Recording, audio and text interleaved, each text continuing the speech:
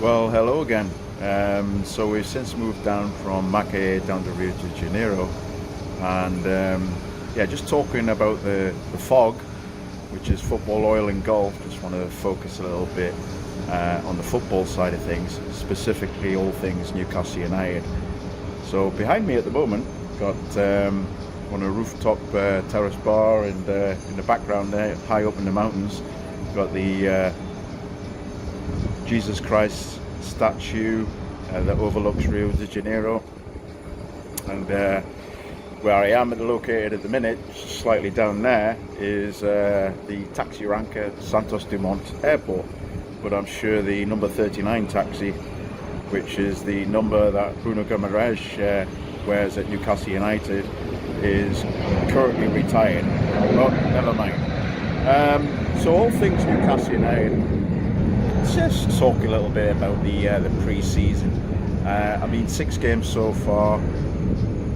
Gateshead, Glasgow Rangers. We got then the summer series over in America, which was pretty good, competitive football against your peers that you'll be playing against throughout the season. So that's interesting. And then we've got just today Fiorentina, who we beat 2-0. So Miguel Almiron and Isaac scoring the goals, a 2-0 win. So it's all looking good. I mean, out of the 6, if you like, pre-season games, we've won 4 and drawn the other 2. So no losses. So it's looking pretty good. But of course we know that the season going forward is going to be quite a challenge indeed. But you look at the pre-season and you think, okay, transfers. I mean, we've spent how much? £140 million. You think about, let's just break that down. Minter, 7 million. Then you look at Harvey Barnes, there's 38 million. And then you add Sandro Tonali, our very own Enzo Ferrari. He's 55 million. So there's 100 million straight away. And then recently we've obviously just onboarded Tino Livramento, although yet to be fully confirmed. He's got to do his medical and stuff like that. But 140 million. Outgoings, Alan Six-Maximan. Sad to see him go, but I think going forward it's probably the right thing. We have to trade, as Eddie Howe keeps talking about, financial fair play. It's just, it's the business. So what he's going out for, say 30 million, so 110 million net spend, just makes you think, that 75 million budget that everybody was going about, like Craig Hope from the Mail, that was a bit slightly off, wasn't it? Never mind. Anyway, next Saturday obviously it's going to be Aston Villa at home, the first game of the season. I've happened to listen to TalkSport lately. Gabby Abongo talks wax lyrical about Aston Villa, and I must say they're going to be a threat this season. I think they're going to do a lot better even than last season.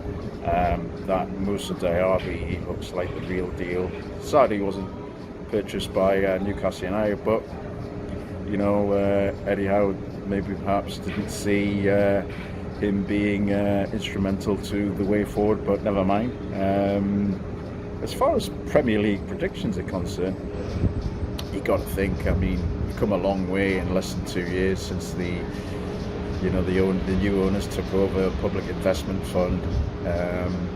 It's less than 2 years and we've gone from a relegation battle to basically qualifying for the Champions League. I mean, the owners' expectations must have been, wow, we never expected this so soon.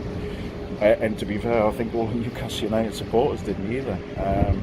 I certainly didn't, watching from afar, from abroad. But hey, fantastic work. You got to think, guys have done a fantastic job. Eddie Howe's done working miracles with some of the players that we thought were perhaps not good enough. But look at Joe Linton, Miguel Almiron, Shaw. There's others there. Sean Longstaff. Hard yards and lots of running put in there. It's brilliant to watch. And then you think, what are the predictions? You think, well, I think, me personally, have we had a depth to the squad? Yes, we have in the summer.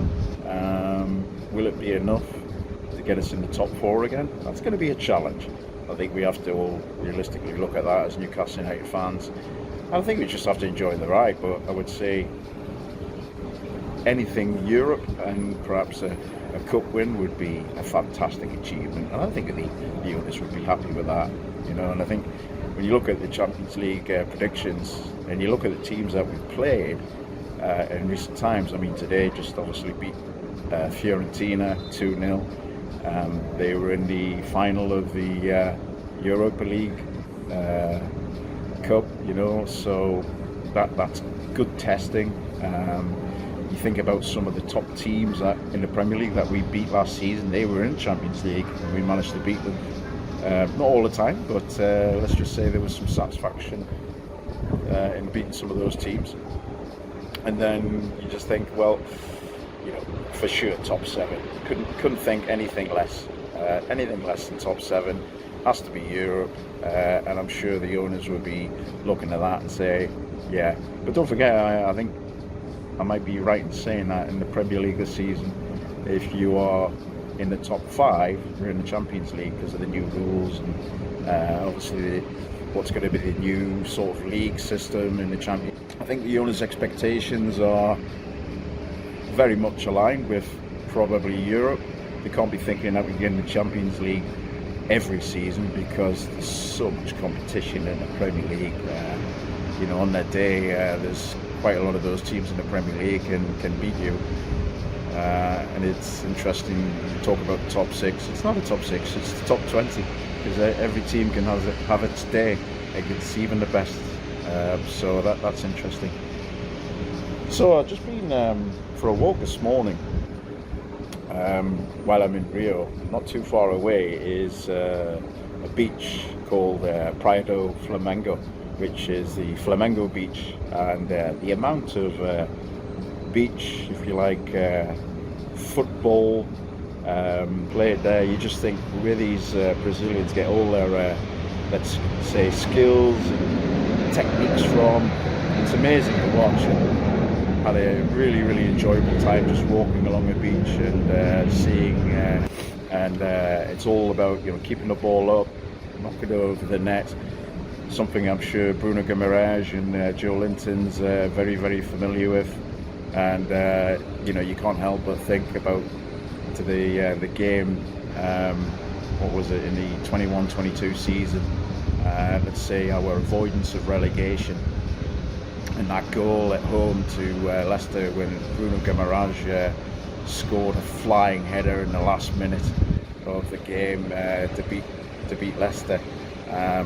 And it just, where's that instinct come from to, you know, put yourself flying in the middle of the air to contact that header? And it was a spectacular goal. And of course, St James's Park erupted like a volcano. So I mean, that's I think you see this back in Brazil. And I hope you enjoy some of the footage I'm showing you, because it's very interesting where they get all these skills from. But hey, anyway, we've got 7 days away until the start of the Premier League season, 23-24. Newcastle's first game at home to Aston Villa should be very interesting. Can't wait. It's going to be a belter, as they say. So let's wait and see what happens. Until then, thank you. Bye for now.